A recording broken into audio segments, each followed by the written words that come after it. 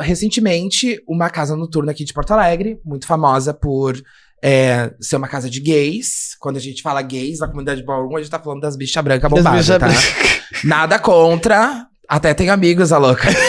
Mas a gente tá falando de uma galera que, como é que eu vou dizer, que tá incluída pelo capitalismo, sim, vamos dizer assim, tá? Que tem acesso, não só por isso, mas porque também respeita determinados padrões. Então, essa casa noturna resolveu fazer um evento, um grande evento e tal, né? Numa casa maior e tal, uma casa que tem nome. E resolveu colocar o nome de um dos palcos de palco Vogue. E isso acontece muito, gente. Aqui no Brasil, sabe? Em alguns lugares onde a comunidade ballroom já é mais reconhecida e visibilizada, acredito eu que já não aconteça com tanta frequência. Mas aqui, volta e meia, acontece. Aconteceu ano passado, se eu não me engano, lá em Caxias, né? Esses espaços, assim, tentam se apropriar, de certa forma, de algo que tá hypado, que tá na Sim. moda, né? E aí vai lá e coloca um palco Vogue, só que não chama ninguém da comunidade ballroom pra tocar como DJ nesse palco. Não chama ninguém da comunidade ballroom pra fazer uma performance. Não tem ninguém da comunidade ballroom na produção desse evento, nem como beta, que seria a pessoa que divulga, né? Então, qual é a propriedade que esse espaço, essa produção tem de utilizar um termo ou uma expressão que é da nossa comunidade, sendo que não tem ninguém da comunidade ali? Não tem, na verdade, mas, né? E eu acho, só pra completar, que acontece um pouco da mesma coisa com essas novas tecnologias. A gente tá falando aqui diretamente de TikTok da dança, né? Eu acho que acontece um pouco assim também. Principalmente as pessoas que são ligadas a movimentos, né? Ou a estilos de dança que são mais tradicionais, por terem um firmamento cultural, contextual, social, histórico mais bem estabelecido, se sentem muito desapropriados enquanto produtores de arte, na verdade. Por causa que o capital, a indústria, acaba correndo para esses mecanismos que produzem de forma muito mais rápido e de forma muito mais industrial, né?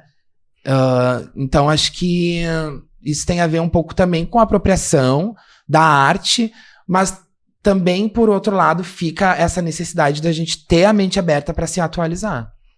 Eu acho. Não, tô falando, exemplificando esse caso, né? É muito ainda o reflexo, né, da sociedade. Essa geração TikTok não falando contra, eu acho que a gente precisa se atentar, né, aos caminhos que a maré tá indo e também estar sempre indo, mas com propriedade. Mas quando tu fala ali que eles fazem, sabe, um palco Vogue, é muito o que acontece com a história do Vogue também. Eu te falei, pra mim é um assunto novo, sabe, que eu também tô conhecendo, que eu dei uma pincelada, uma estudada para poder conversar contigo, mas o Vogue, ele se destaca ali a partir do momento que ele é vinculado com uma revista de renome, né, muito grande, com Madonna na ponta também, com um clipe assim, e as pessoas não têm a noção do que vem por trás, que é o que a gente tá explicando aqui, né? Então, eu acho que essa geração TikTok também se apropria muito das coisas rasas, assim, sabe? E tem todo um fundamento, tem toda uma contextualização por trás disso, todo um movimento, toda uma militância, né? É isso que a gente precisa sempre se atentar, né? Deixa eu fazer uma ressalva aqui importante. Agora o Ivan falou da Madonna, que eu até disse, né, que eu conheci muito através dela. Mas assim, gente, quem é que tava dançando Vogue com a Madonna? Eram os bailarinos. E os bailarinos eram da onde? Eram do ballroom.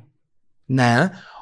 Rosa Extravaganza é uma das maiores expressões, é um ícone da ballroom, tava dançando com Madonna. Então, a música, a cara era dela, aquela guria branca e tal, né? Se era privilegiada ou não conheço tanto assim a trajetória da Madonna pra julgar essa questão, né?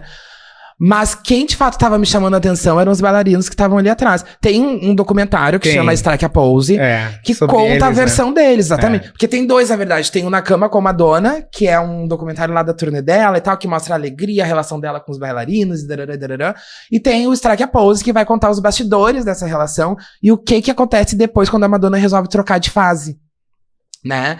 Então, eu acho que isso é um elemento, uma questão importante, assim, de falar também, assim, sabe? Quando a gente fala da Madonna. Que a Madonna popularizou por causa do nome, mas que, na verdade, quem tava praticando essa popularização eram os bailarinos. Sim, eram bailarinos genuínos do ballroom. Exatamente. Mas Madonna traz, né, esse gancho, assim, né, é quem é. E aí, até deixa eu terminar de contar a história, né, o que aconteceu nesse caso do palco Vogue.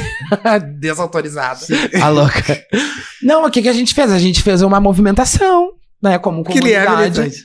Porque ela é militante. Sim, nem fui eu que olhei, na verdade, a primeira pessoa. Eu só fui lá e fiz o que todo mundo combinou de fazer, que era ir lá e comentar na publicação. Página. E aí, palco Vogue, quem da comunidade Ballroom que tá aí? Quem é o DJ ou a DJ? Quem é que vai performar? Quem da comunidade Ballroom que tá na produção? Né? E tanto foi que o que a produção da festa fez? Excluiu o post.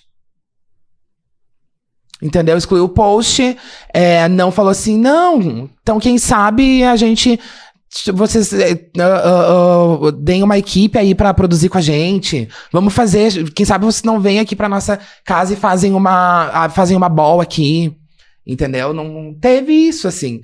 Então, acho que daí que a gente vê o que é essa apropriação, o que é esse interesse, assim, sabe? E, tipo assim, às vezes eu fico pensando, né? Isso é uma reflexão minha. Será que as pessoas não vão achar assim, eles acham que são os donos, as donas, os dones da Ballroom, do Vogue e tal, né?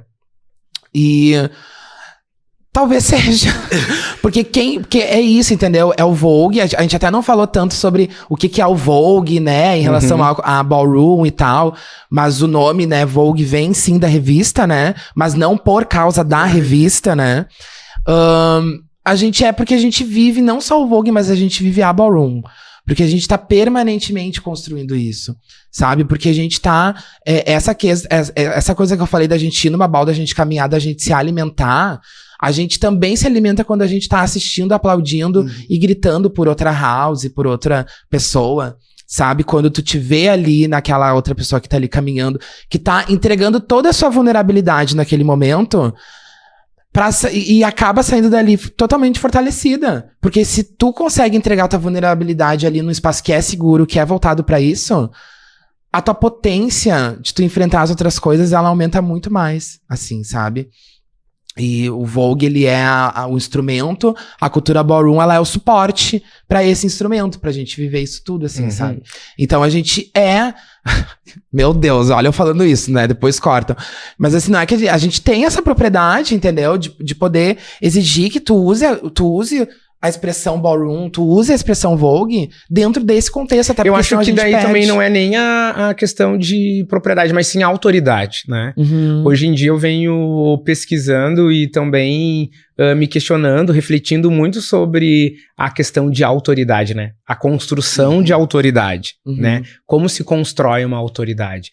Então, acho que é isso, né? Vocês que trabalham, que estão ali diariamente, lutando, que vivem a essência, que têm as casas, vocês têm essa autoridade,